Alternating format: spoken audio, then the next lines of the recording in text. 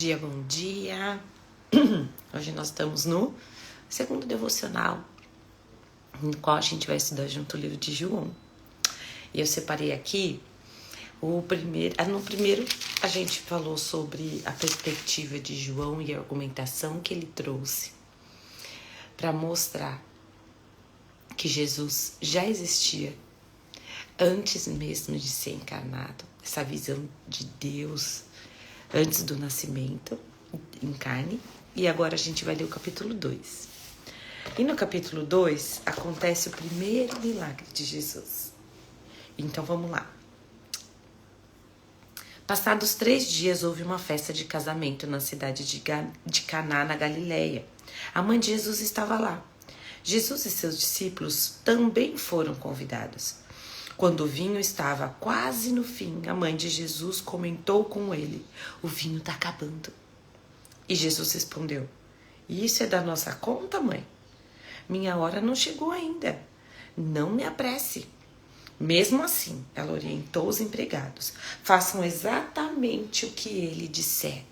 Havia ali 6 grandes potes de pedra, usados pelos judeus para as lavagens rituais. A capacidade de cada pote era de 80 a 120 litros.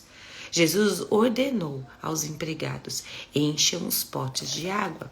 E eles os encheram até a borda. "Agora, encham suas taças e levem-nas ao mestre de cerimônias." Quando o mestre de cerimônias provou a água transformada em vinho, ele não sabia o que tinha acontecido, mas os empregados sabiam.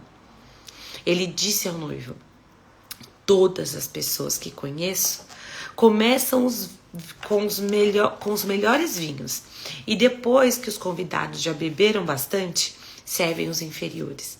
Mas você guardou o melhor até agora."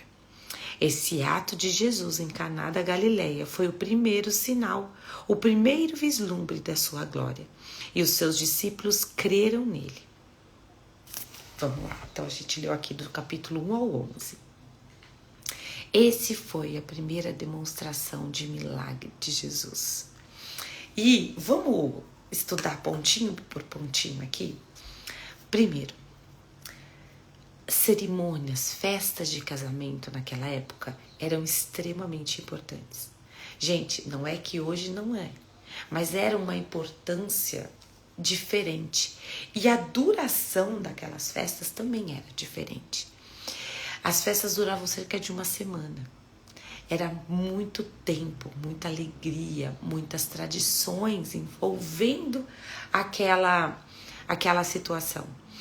E aí, não era de se esperar que as pessoas providenciassem muita comida, muita bebida, porque afinal é muito tempo em que tudo é feito de comemoração, a ponto de ter festa, ter um mestre de cerimônias. Hoje, quando a gente tem mestre de cerimônias, né? A gente é aquela pessoa importante, aquela pessoa às vezes famosa, numa festa de empresa ou numa formatura, né? E aí ela vai anunciando passo a passo daquela cerimônia e é a pessoa que meio que dita como o caminho que aquela cerimônia vai percorrer. Então era uma figura importante. E aí chega a mãe de Jesus, Maria, e fala: "O vinho está acabando." A mulher sempre está prestando atenção no que está acontecendo ao redor. Mulher sempre é assim, né? A gente imagina que eles eram amigos dos noivos ou da família dos noivos, a ponto dela se preocupar com o que estava, com o staff ali, com o que estava acontecendo nos bastidores. E às vezes quem nunca calcula uma quantidade de coisa que vai acontecer, você erra, né? Ou às vezes o recurso que você tinha era para aquilo, né? E aí Jesus falou: "E é da nossa conta? Minha hora não chegou ainda. Não me apresse." Você vê a intimidade de mãe e filho, né? Ela já estava na expectativa de quando Jesus ia começar o ministério dele. Ela já estava nessa expectativa. Porque ele já fala: não me apressa, não é minha hora. Então você acha que ela já não estava conjecturando quando é que ela sabia quem era Jesus desde antes, desde quando ele foi colocado ali pelo Espírito Santo na barriga dela. Ele já sabia que Jesus veio para grandes coisas, que Jesus veio para libertar. Mas Jesus sabia, só ele sabia a hora certa, né? E ele dá essa resposta para ela, mas ela também conhecia Jesus. Ou seja, a intimidade, né, é no e de volta, porque ela traz um problema para ele já presume o que ela tá pensando, ela, ao mesmo tempo, já conhece o filho e fala, meu filho é bom, meu filho é reflexo da bondade, né? E ela falou, mesmo assim, ela orientou os empregados, façam exatamente o que ele disser. E ali estavam 6 grandes potes de pedra usados para lavagem de rituais, para acúmulo de água. E é incrível, né? Porque ela dá uma orientação para aquelas pessoas que estavam ao redor e eles seguem. Não sei se eles já conheciam Jesus antes, a gente não sabe se eles já estavam, se as pessoas estavam cuidando do casamento, já conheciam Jesus, mas ela deixa essa instrução, ou ela, né, também. Façam exatamente aquilo que ele disser. Esse é um dos nossos desafios. Fazer exatamente aquilo que Deus disser. A gente faz exatamente aquilo que Deus diz. Mas vamos continuar aqui, vamos começar essa reflexão. E aí eles encheram os potes de água, porque Jesus, né, ordena, encham os potes de água. E agora encham as taças e leve para o mestre de cerimônias, leva para quem vai avaliar o vinho. E eles vão lá e fazem isso, fazem exatamente, enche de água e pega a taça e leva. Então, a gente aqui na Bíblia não conta se antes ou depois de pegar a taça a água é transformada em vinho. Se quando eles já veem os potes cheios, depois quando vão pegar a taça, já colhe vinho, o vinho a água é transformada em vinho no caminho. Mas, de fato, ele é transformado em vinho. E o mestre cerimonial bebe e prova e vê que é o vinho melhor do que o anterior. O que se presumia era que o vinho bom era apresentado no começo da cerimônia e que depois da turma já meio que anestesiada, o vinho ruim ou o vinho inferior já era servido. Mas Jesus não faz isso. Primeiro, tudo que Deus faz é bom. Na criação a gente vê. Criou o dia, a terra. Aliás, o dia, a noite é bom. Criou o céu e a terra é bom. Criou as aves, é bom. A única coisa que Deus, quando fez e classificou como muito bom, foi o ser humano. Então, tudo que Deus faz é bom. Tudo que Deus faz é perfeito. E aí ele fala isso. A gente vê isso.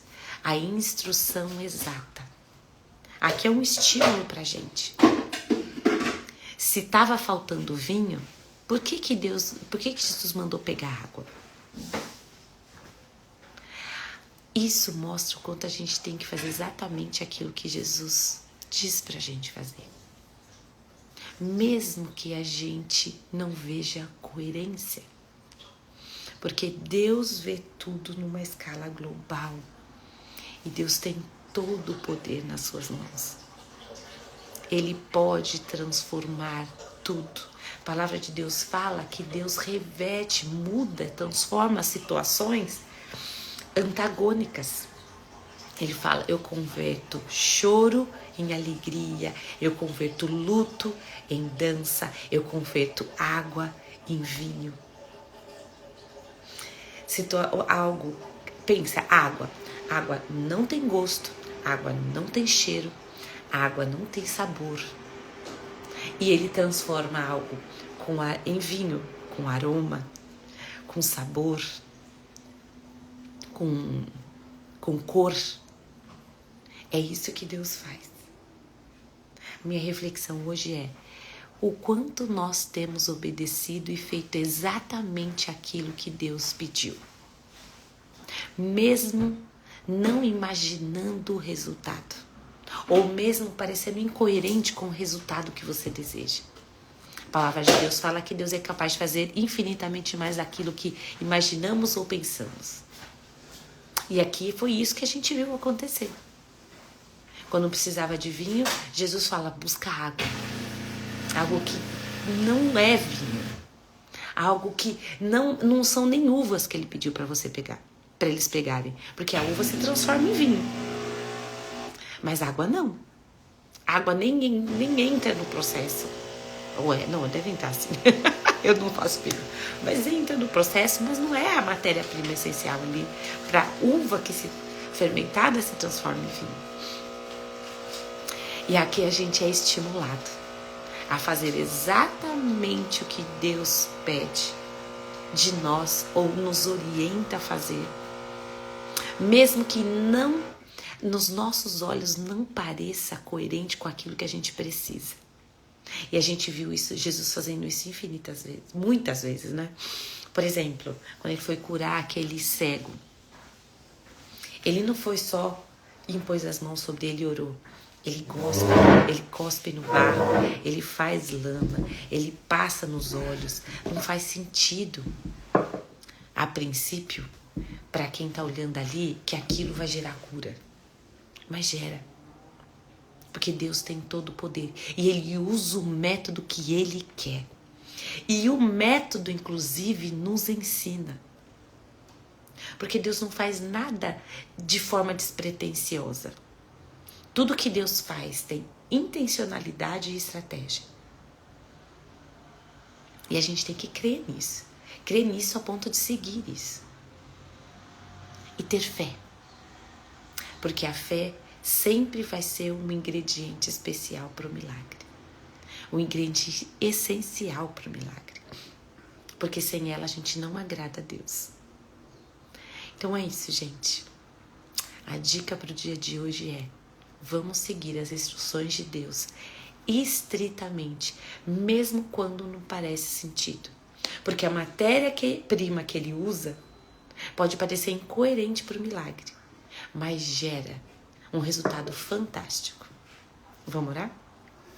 Senhor Deus, nosso Pai querido, muito obrigada, Senhor, por essa reflexão de hoje, pelo ensinamento que essa passagem de vivência que o Teu Filho teve aqui na Terra nos mostra que obedecer a Ti, mesmo que a nossa pequena mente não veja sentido, mesmo que aquela matéria-prima seja tão pequena ou não combine com o resultado que a gente, aliás, que aparentemente não combina com o resultado que a gente quer, o Senhor tem todo o poder para reverter, transformar situações além daquilo que nós possamos imaginar.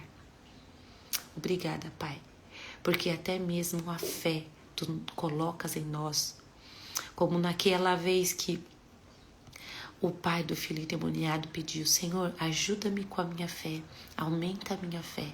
Esse é o nosso pedido hoje. A fé para que a gente possa seguir as suas instruções, sem questionar, sem titubear, crendo apenas que o resultado vai ser incrível. Em nome de Jesus. Amém. Tchau, tchau. Bom dia.